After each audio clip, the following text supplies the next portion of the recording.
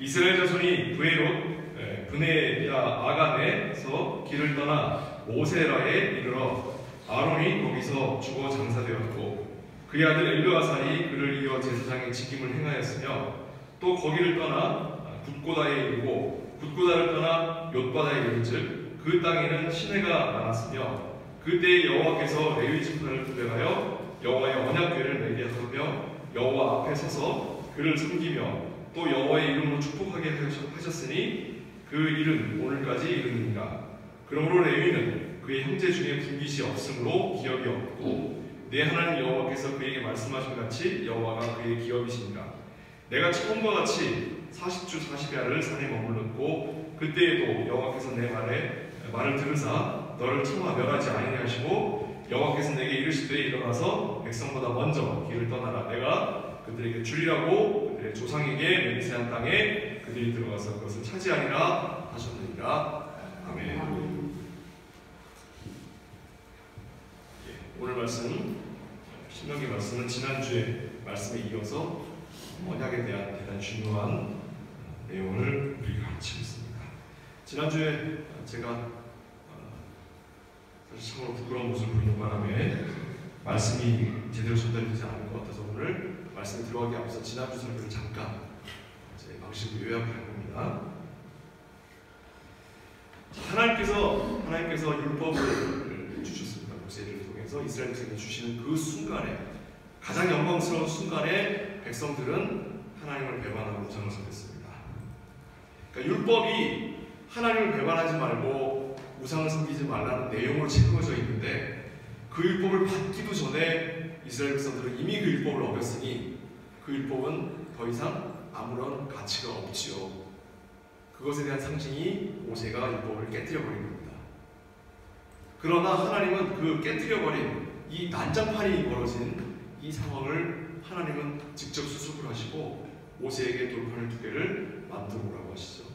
그리고 그 돌판을 가지고 올 때에 하나님께서 다시 첫 번째 돌판에 새기셨던 그 율법을 똑같이 두 번째 율법에다가 새기십니다. 이건 옛 언약과 새 언약의 개념을 지금 담고 있는 거예요. 옛 언약을 누가 깼습니까? 언약의 내용은 이스라엘 백성들이 깼고 언약 자체를 깨버린 건 모세였죠. 그런데 그것을 다시 세우시고 기록하신 이는 하나님이십니다. 지금 이 조그만 사건 하나에 사실은 구원에 관한 비밀이 담겨 있습니다. 이스라엘 백성들은 금송아지를 만들어 그 금송아지를 하나님이라고 불렀습니다. 성경에 하나님이라고 안 되고 신이라고 되어 있는데 목사님 거짓말 아닙니까? 네. 신이라는 단어, 하나님이라는 단어가 같은 단어입니다. 히브리어로 엘로힘, 독일어로 고트, 영어로 갓, 한국말로 하나님 혹은 신이에요. 그러니까 이스라엘 백성들이 금송아지 만들어 놓고 그 금송아지한테 하나님이라고 부르는 거예요. 이게 왜 우상숭배냐? 이게 왜 우상숭배입니까? 그들은 하나님 섬겼는데 그들이 부르는 이가 하나님인데 왜 이게 우상숭배죠?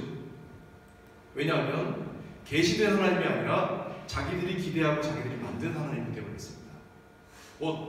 우상숭배란 다른 종교의 다른 신이 아니라 우리가 하나님이라고 부르는 그 하나님이 성경에 계시된 하나님이 아니라 내가 만들어낸 나의 이미지로 나의 욕으로 만들어낸 하나님이라면 그것은 곧 우상이다라는 것을 여기서 지적하고 있고 그것은 그야말로 하나님께서 우리에게 맺으신 언약을 깨는 이적행위다.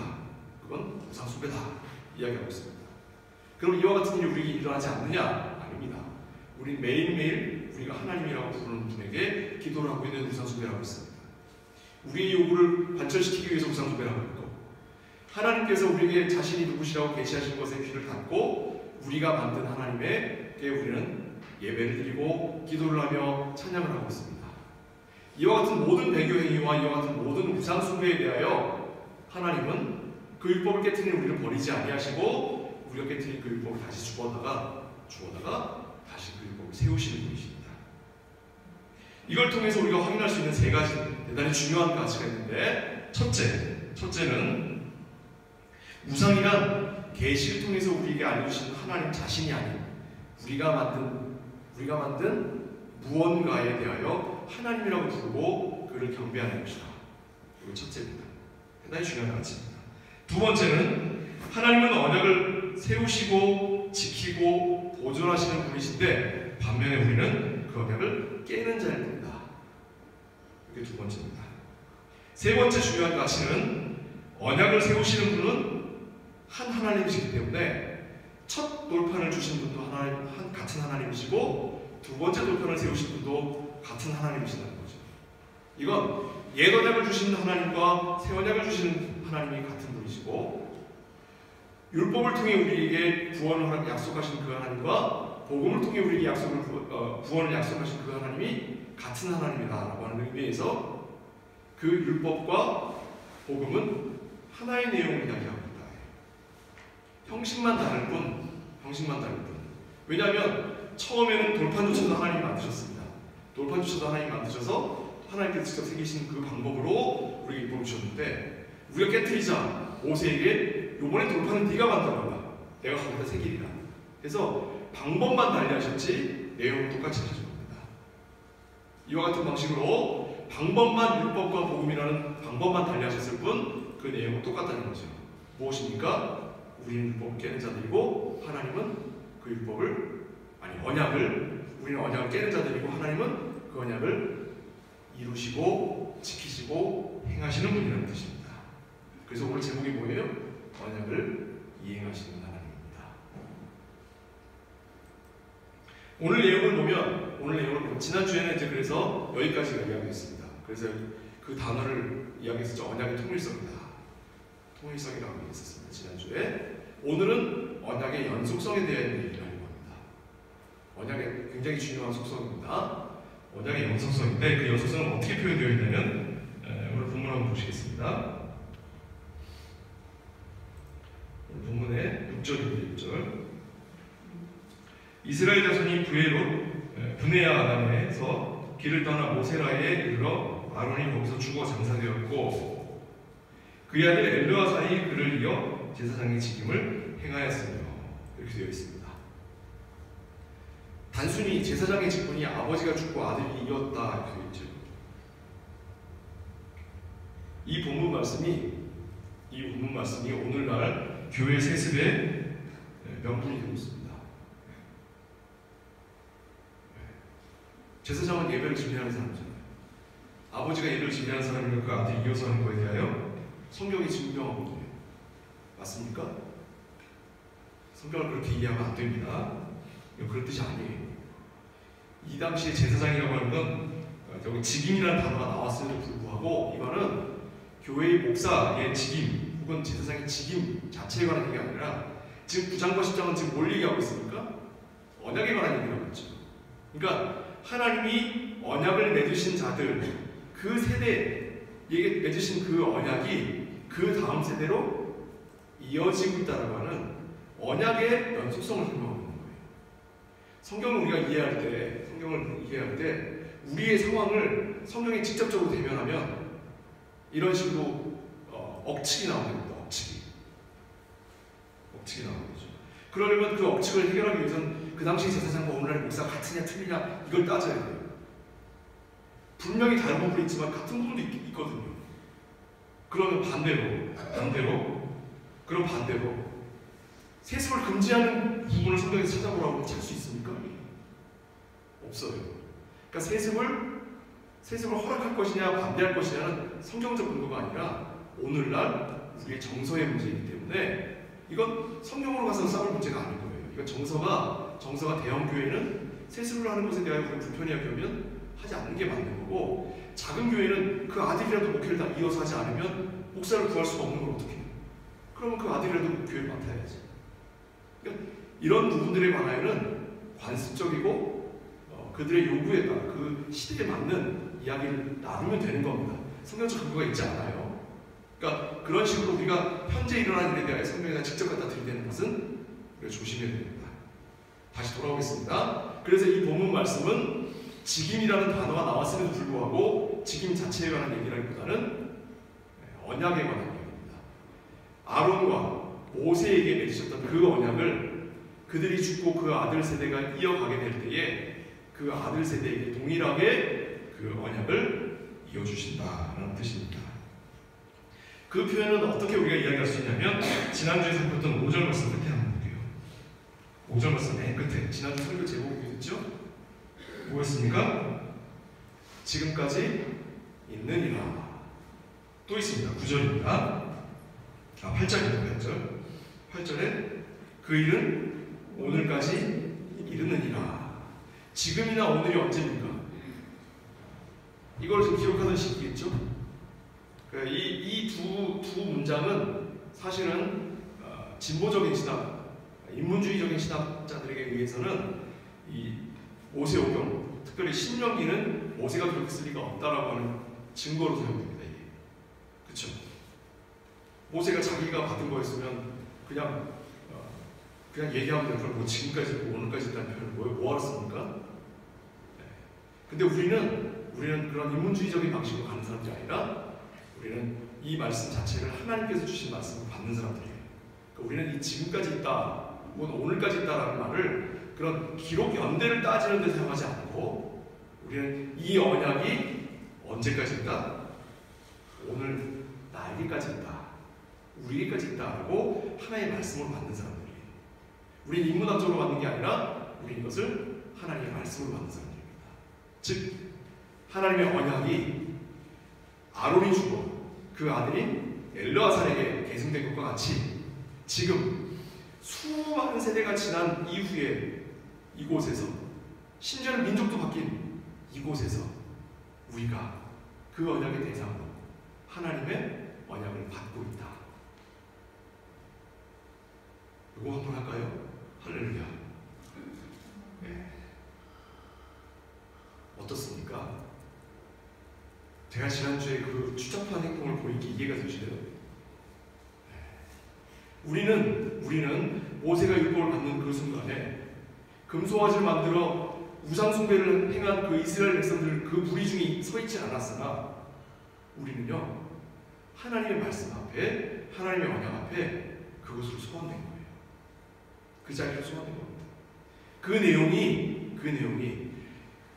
한 세대에 제한되지 아니하시고 영원한 하나님의 나라를 운영하시고 그 운영하시는 그 하나님의 말씀과 그 하나님의 능력과 그 하나님의 속성 가운데 그 언약의 대상으로 우리가 부름받았다는 겁니다. 그래서 모세가 받은 그 언약에 조금도 부족함이 없이 같은 언약을 우리가 확증받는다는 겁니다. 다만 우리가 그걸 자꾸 잊으니까 하나님 편에서 다시 확증해 주시기 위하여 이 땅 가운데 다시 한번 확인시켜 주신 것이 예수 그리스도의 십자가의 사건이라는 거예요. 그러니까 예수 그리스도의 십자가의 사건으로 우리가 구원받았은 건 사실입니다. 그러나 그건 하나님이 우리에게 보이신 많은 증거들 중에 돋보이는 증거지 그게 독보적인 증거는 아니에요. 하나님 자신이 구원의 하나님으로서 우리에게 확증하고 계시다는 것을 우리가 믿고 따라가야 합니다. 그래서 10절, 11절 말씀 보시겠습니다.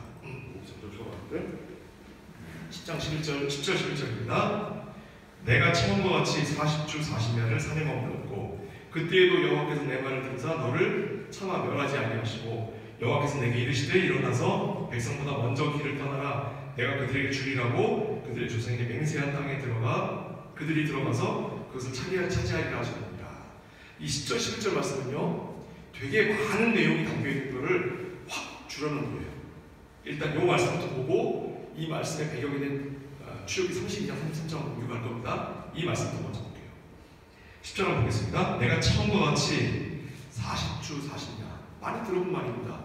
40일 이거 우리가 알고 있는 40이 있어요. 아주 유명한 40이 있습니다. 뭐지요? 아주 유명한 40이 있어요. 예수님이 금식하신 날이 40일이에요. 요겁니다. 요거예요. 요걸 예수님이 반복하신 거예요. 그걸 반복하시자마자 예수님이 뭘 받으셨어요? 시험을 받으셨죠. 그 시험을 예수님이 이기셨어요. 그리고 그는 그의 일생을 통해 율법을 다 지키셨어요. 그가 율법을 다 지키신 것은 그가 모세에게 맺으신 언약을 완성하신 거예요. 그 완성하심을 아까 우리가 읽은 시편 20편의 말씀처럼 하나님께서 그 율법을 모두 완성했기 때문에 율법을 완성한 사람, 율법을 모두 이행한 사람이 뭐예요? 구원을 받는다고 했죠. 그러니까 예수님이 모든 율법을 이행했기 때문에 예수님은 하나님의 구원의 대상이 되는 거예요. 웃기죠? 하나님을 구원하다니. 하나님이 이런 표현을 써서 미안하지만 우리가 이해하기 쉬운 표현을 쓸게요. 하나님 요식행위를 하신 거예요. 요식행위. 하나님이 하나님 자신의 율법을 이행하셨는데 근데 예수님이라고 하는 그 인간을 입으신 하나님이 그것을 이행하셨기 때문에 그가 인간을 대표해서 율법을 이행하시는 게 된 거예요. 인간을 대표해서 율법을 어긴 이가 누구죠? 첫사람 아담이에요. 인간을 대표해서 율법을 이행하신 이가 두 번째 아담 예수 그리스도예요. 우리 모두가 첫사람 아담의 허리에서 죄인이 되었더니 우리 모두가 두 번째 아담인 예수 그리스도를 통하여 율법을 이행한 자 되어 하나님으로부터 하나님이 예수 그리스도를 구원하실 때에 우리가 덤으로 구원을 얻는 거예요. 덤으로. 요 얘기가 로마서에서 있는 겁니다. 요 얘기가. 로마서 어려운 게 아니에요. 로마서 이게 이 얘기입니다. 이 얘기가. 그래서 행함으로 구원받는 게 아니라 의롭다함을 칭함받는 거예요. 우리가 의인이라서 의인이 아니라 우리 이름이 의인인 거예요. 우리 이름이.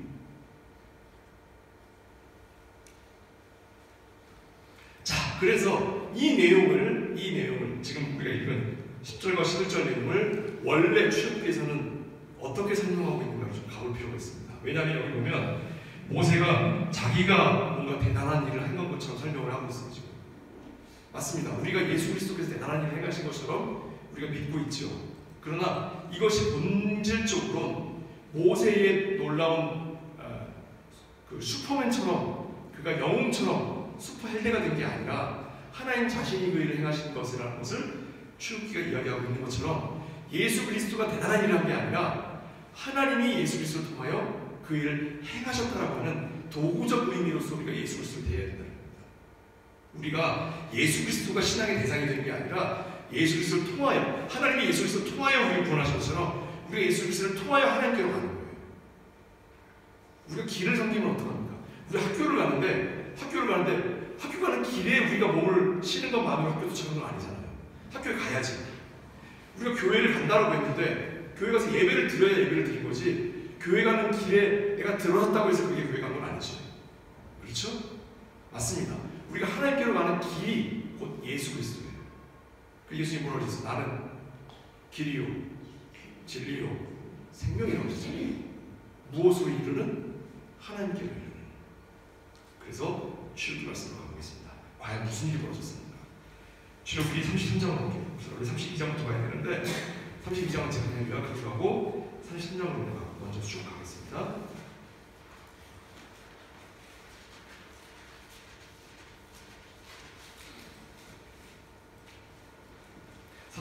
송아지, 금송아지 만든 사건이에요. 33장에 1절부터 3절까지 가고 있습니다. Zweite Moses, Kapitel 33, Verse 1 bis 3 und wir wollen dort bleiben. Okay?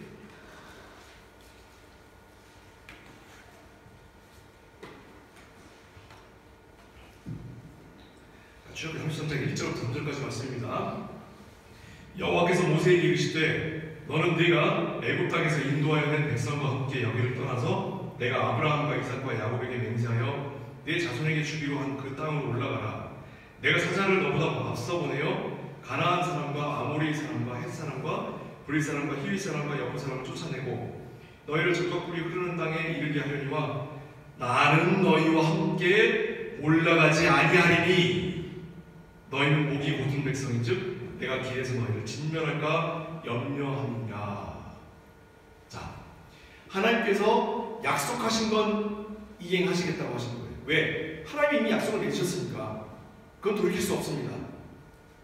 그런데 하나님이 화는 풀린 거 아니에요. 화는 풀린 게 아닙니다. 지금 뭐에 대한 화가 풀린 게 아니에요. 이 백성들이 내 말을 도무지 듣지 않는 백성이기 때문에 나는 이제 이 백성과 절교하리라는 거예요. 그들과 맺은 언약은 내가 지킬 텐데 내가 더 이상 그들의 하나님이 되지 아니하리라는 거예요.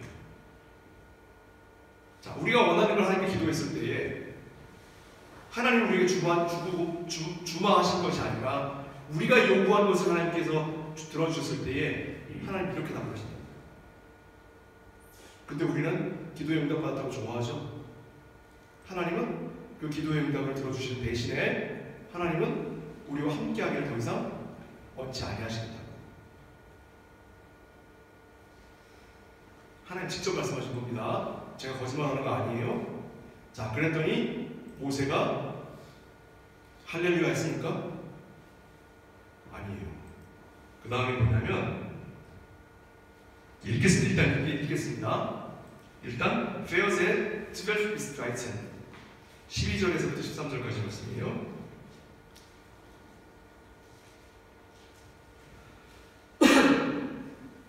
참 모세 대단합니다. 모세가 지금 말을 시작한 거 뭐라고 하냐면 아니 이거 보세요 하나님 이러시니까 이거예요. 모세가 여호와께 아뢰되 보시옵소서. 그렇죠? 이것 좀 보세요 하나님. 당신 나한테 이러면 안 되는 거 아니에요? 내게 이 백성을 인도하여 올라가라 하시면서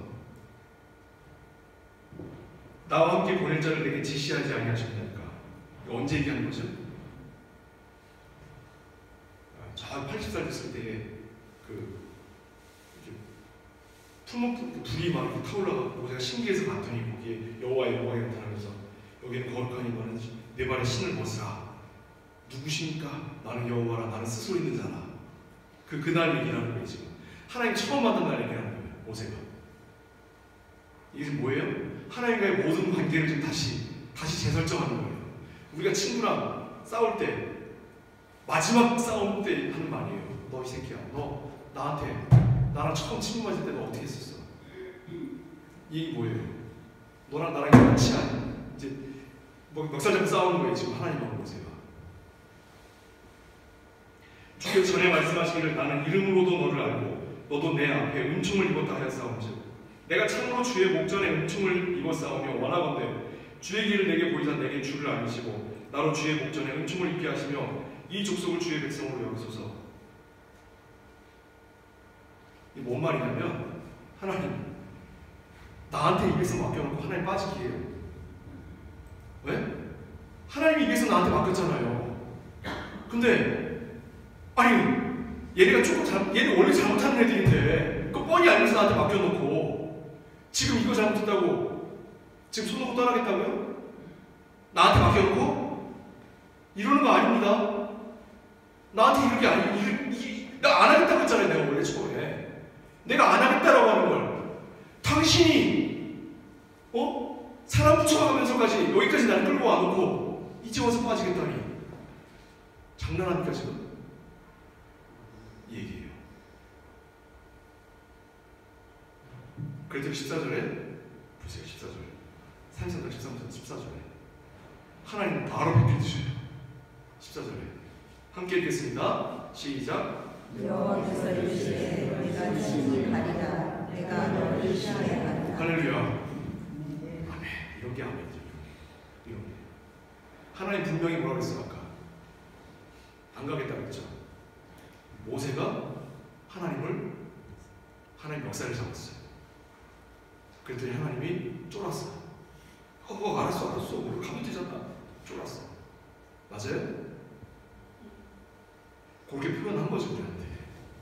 그렇게 표현한 거지. 극적으로 표현한 거였어. 예수님이 우리를 구원하셨다라고 할 때에 예수님의 역할이 이 역할이에요. 하나님은 원래 우리를 버리셔야만 합니다. 왜요? 하나님은 공의로운 분이시기 때문에 그가 세우신 의를 우리가 어겼잖아요. 그 의를 우리가 버렸잖아요. 그러면 하나님은 의로우신 분이시기 때문에 불의를 행한 자를 벌하셔야 돼요. 근데 우리가 불의를 행했는데도 불구하고 하나님이 우리를 버리지 아니하시는 이유는 중보자 때문이에요. 중보자가 예수 그리스도 때문입니다. 그 모형이 뭐예요? 그 모형이 모세예요. 그 모형이. 언약을 이행하시는 하나님이다라고 할 때에 그러면 이 모세가 이렇게 행한 것은 하나님의 마음을 돌이키는 모세의 의도일까요? 아니면 이것을 하나님이 조성하셨을까요? 하나님이 조성하신 거예요. 하나님이 모세로 하여금 이 역할을 하게 만든 거예요. 이 이후로 모세가 어떻게 변하겠습니까? 그 전까지는 모세가 추성추성하면서 따라왔겠죠. 그렇죠? 지금 이 십계명을 받은 순간은 출애굽한 지 지금 불과 몇 개월 안 돼서예요.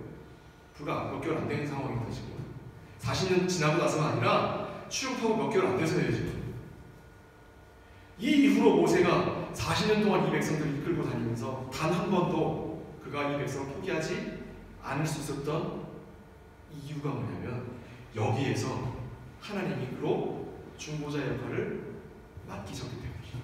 하나님의 큰 그림인 거예요. 우리 하나님 이 계획과 그 조성하시는 그 실력이요 우리 상황을 훨씬 뛰어넘는 거예요. 그러니까 하나님은 이스라엘 백성만 구원하신 게 아니라 모세를 중보자로 만들어 가신 거고 그리고 이 모든 구원의 역사를 하나님이 계획해 놓으신 거예요. 어떻습니까? 우리가 살아가면서 당하는 많은 어려움들이 있어요. 우리에게 손가락질하는 사람도 있을 수 있고 우리를 칭송하는 사람도 있을 수 있어요. 또 우리를 비난하는 사람도 있을 수 있습니다. 내가 실수해서 큰 어려움 가운데 빠지기도 합니다. 그런데 그 모든 것들이 다 무엇 안에 있다고요? 하나님이 조성하신 하나님 계획 안에 있는 거예요. 왜? 하나님은 단지 나만이 아니라 그 사람과 나에게 손가락질하는 사람과 나에게 함정을 파는 사람까지도 모두 다 하나님의 계획 안에 담아놓으셨기 때문에 그래서 이걸 이해한 바울은 우리는 그저 그릇일 뿐이라고 표현한 거예요. 하나님의 긍휼을 담은 우리는 무슨 그릇? 긍휼의 그릇. 하나님의 저주를 담은 세상의 그릇은 무슨 그릇? 저주의 그릇이 되는 거예요.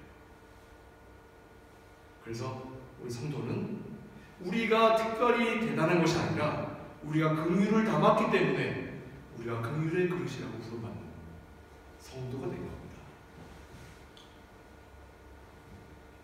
여기서 하나님이 친히 가리라 하신 그 표현의 의미가 가슴 저리게 다가와야 해요.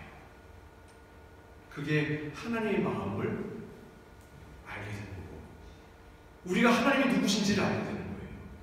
결국 이 모든 일들은 하나님이 누구신지를 우리에게 알리시는 하나님의 큰 그림이라는 겁니다.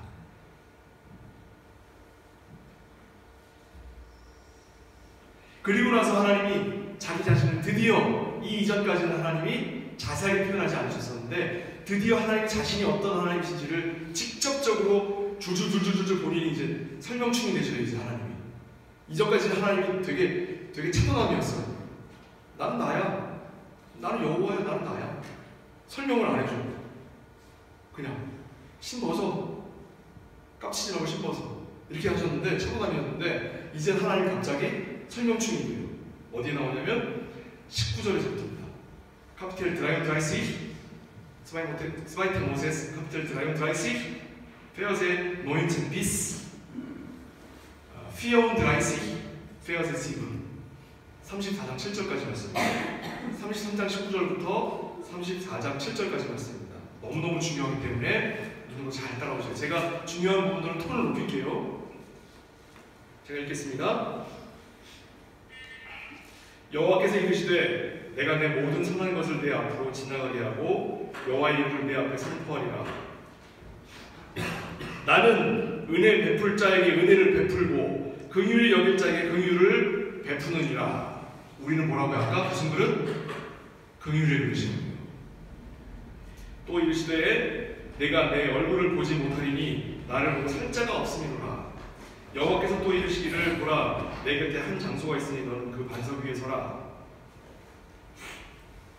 내 영광이 지나갈 때에 내가 너를 반석 틈에 두고 내가 지나도록 내 손으로 너를 덮었다가 손을 거두리니 내가 내 등을 볼 것이요 얼굴은 보지 못하리라. 하나님이요 자기 자신을 우리에게 드러내고 싶으신데 우리가 도무지 그 하나님을 대면할 수가 없어요. 우리가 하나님을 대면하면 우리 소멸하거든. 하나님은 의의 의 자체입니다. 우리는 불의 자체예요. 불의는 의를 만나면 사라지게 되어 있는 거예요. 무슨 말이냐면 불을 피우는 데다가 거기다가 종이를 갖다 집어넣으면 종이는 불을 만날 수가 없어요. 타서 사라져버리기 때문에. 그 말이에요. 34장으로 넘어갑니다. 카피텔 피어드라이시 여호와께서 모세에게 이르시되 너는 돌판 둘을 처음 것과 같이 다듬어 만들라. 네가 깨뜨린 처음 판에 있던 말을 내가 그 판에 쓰리니 아침까지 준비하고 아침에 시내산에 올라와 산꼭대기에서 내게 보이되 아무도 너와 함께 오르지 말며 온 산에 아무도 나타나지 못하게 하고 양과 소도 산 앞에서 먹지 못하게 하라. 이거 처음에 신발을 벗으라라고 하는 것 같은 뜻이에요. 큰 의미가 있는 게 아니라 신발을 벗으라라는 의미와 같은 거예요. 자, 4절 너무너무 중요합니다. 모세가 돌판 둘을 처음 것과 같이 깎아 만들고 아침에 일찍이 일어나 그 두 돌판을 손에 들고 여호와의 명령대로 시내산에 올라가니 여호와께서 구름 가운데서 강림하셔서 그와 함께 거기 서서 여호와의 이름을 선포하실세 여호와께서 그의 앞으로 지나시며 선포하시되 여호와로라 여호와로라 자비롭고 은혜롭고 노하기를 더디하고 인자와 진실이 많은 하나님이로라. 인자를 천대까지 베풀며 악과 과실과 죄를 용서하리라. 이 이전까지 하나님 한 번도 용서하시는 하나님은 나타나신 적이 없는 분이에요. 근데 하나님이 처음으로 용서를 선포하시는 거예요. 이날 갑자기 하나님이 용서의 하나님이 되시는 거예요. 이날 갑자기 하나님이 구원의 하나님이 되시는 거예요.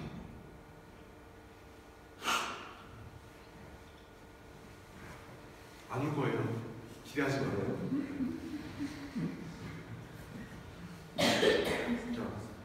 그러나 벌을 면제하지는 아니하고 용서는 하되 벌을 면제하지 않는다고요. 꼭 기억하셔야 됩니다. 아버지의 악행을 자손 3, 4대까지 보호하리라. 근데 이게 또 기가 막히다니까요. 우리 원사님들 알죠? 지금 여기서 비교가 된 게 있어요. 무엇과 뭐가 비교가 됐어요? 네?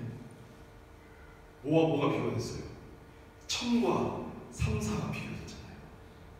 복은 천대까지 있고 보험은 3, 4대까지 있고 이거를 그러면 천대라면 내가 하나님 앞에 잘 이행하면 내 후손 천대까지 다 구원받네?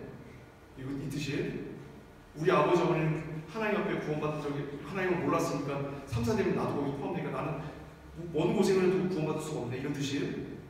아니에요. 이건 뭐냐면 하나님의 은혜와 하나님의 형벌의 무게를 비교한 거예요. 무게를. 이게 무슨 뜻이에요? 하나님 뭐 하겠다는 거예요? 우리한테 복 주시겠다는 겁니까? 형벌을 주시겠다는 겁니까? 1000 빼기 3, 4 해보세요. 1000 빼기 3, 4 몇이에요? 그냥 1000이잖아요. 그냥 뭘 계산해. 3, 4는 아무것도 아닌 거예요. 1000 앞에서는. 성경에서는요 1, 3, 1000 이건 완전수예요. 이거 거기서 뭘 빼도 소용이 없는 거예요. 뭐예요? 하나님이 이 백성을 복 주시기 하신다는 뜻이에요. 다만 니네가 복 받는다고 함부로 행하지 말고 겸손히 행하라고 하는 주의의 표현을 뿐이에요. 3, 4는 따라오시기 바랍니다. 7절까지 다 읽었네. 어떻습니까? 하나님이 우리에게 맺으신 언약의 성격과 하나님이 어떤 하나님이신지를 지금 이야기하고 있잖아요. 하나님은 분명히 우리가 교만히 행하고 하나님을 떠나 말씀을 일부러 고의로 어기는 것에 대하여 참지 않으시는 분이에요. 분명히. 그러나 용서하고 하십니다. 그러면 우리 용서받았으니까 또 그 짓거리 해도 돼요? 사람이라면 이렇게 가는 거예요. 이제 이렇게 하면 죄입니까? 이렇게 하면 선입니까? 이렇게 해도 됩니까? 안 됩니까? 담배 펴도 됩니까? 안 됩니까? 이렇게 가는 게 아니라 신앙은 뭐냐면 사람이라면 이렇게 선함으로 우리를 대하시는 하나님 앞에 너가 최소한 인간이라면 인간다운 줄 알고 부끄러운 줄 알고 그에 맞게 행동하게 마땅하지 않느냐 이거예요. 우리의 인간성에 호소하고 있는 거예요. 인간성.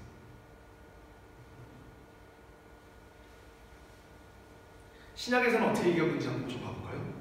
모세가 얘기하는 모세가 하나님의 말씀을 기록한 걸 봤으니까 신약에서는 바울이 어떻게 기록하고 있는가 좀 봐봐야죠, 그죠?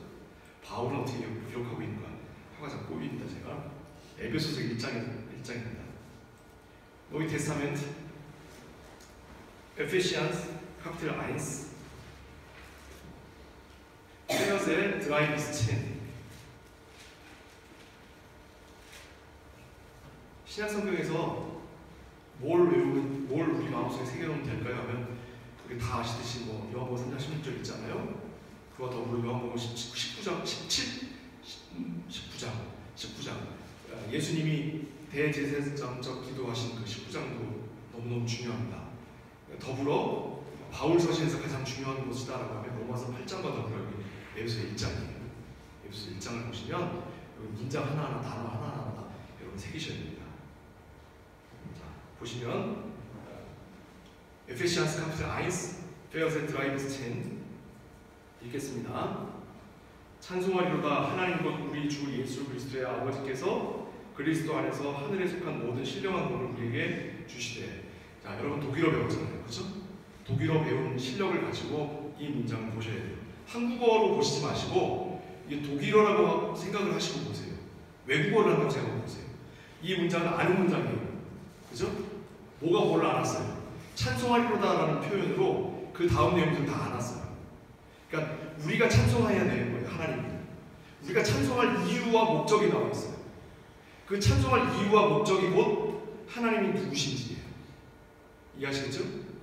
다시 보겠습니다. 3절에 찬송하리로다를 뺄게요. 그 안에 안긴 문장을 보겠습니다. 하나님 곧 우리 주 예수 그리스도의 아버지께서, 우리 조봉자원사 기도하실 때마다 늘 사용하시는 표현이에요.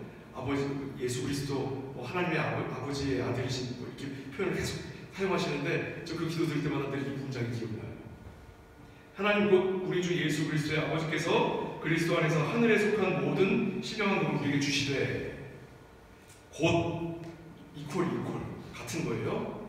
그게 뭐냐? 그 복이 뭐냐? 창세전에 그리스도 안에서 우리를 택하사 우리로 사랑 안에서 그 앞에 거룩하고 흠이 없게 하시려고 그 기쁘신 뜻대로 우리를 예정하사 예수 그리스도로 말미암아 자기의 아들들이 되게 하시는 거예요. 이게 우리의 찬송할 제목이에요. 이게 하나님이 우리에게 주신 복이에요. 복이 뭐라고요? 다른 말로 두 글자로 구원이라고 했잖아요. 하나님이 우리에게 주신 구원이 뭐다? 4절 5절.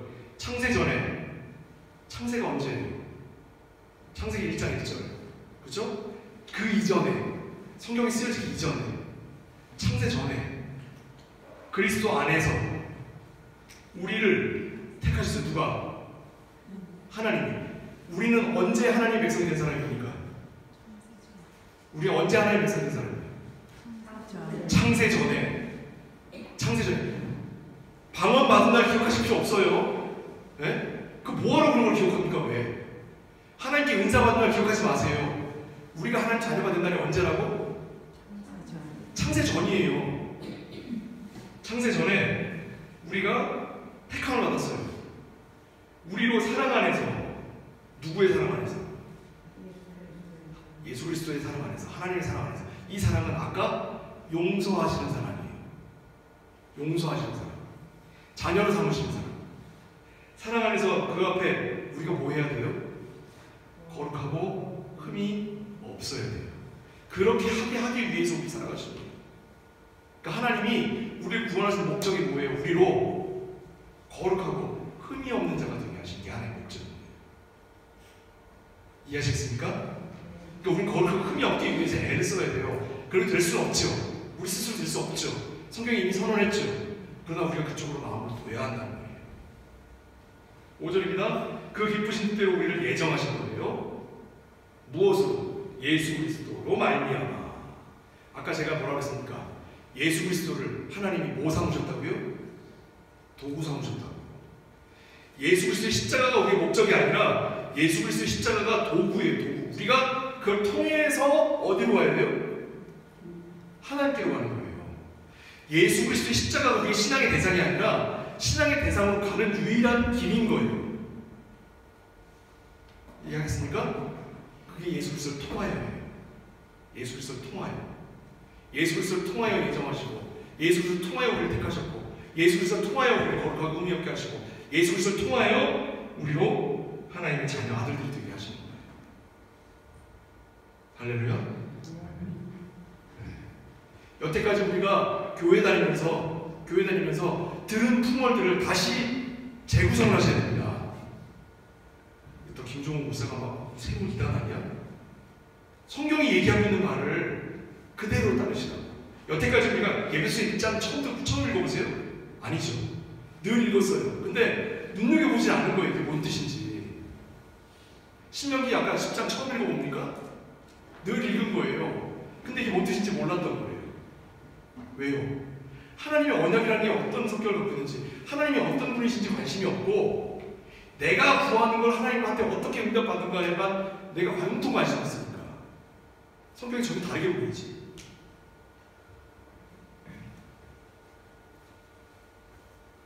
신학적으로는 신론 중심의 신학이 있고, 기독론 중심의 신학이 있고, 인간론 중심의 신학이 있어요.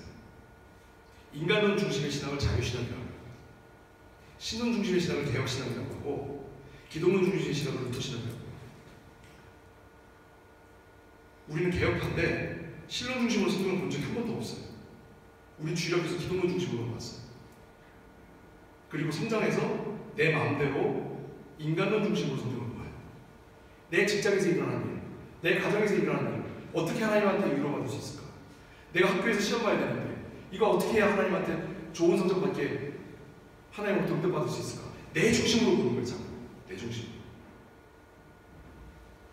어떠한 방식으로 여러분 성경을 보실지 여러분 택하시기 바랍니다. 제가 강요하지 않아요. 그러나 이 계시의 말씀은 하나님이 자기 자신이 어떠한 분이신지 우리에게 알리시는 말씀입니다.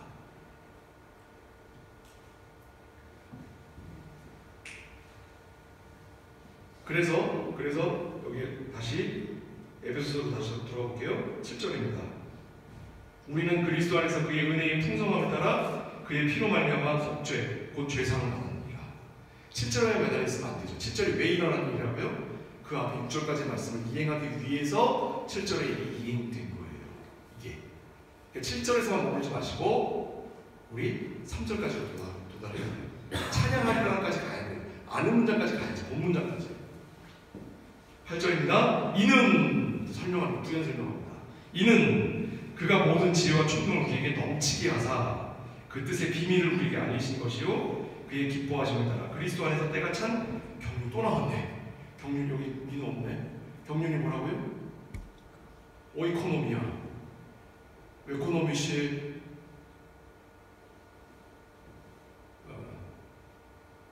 독일어 생각이 안 나. 레톤.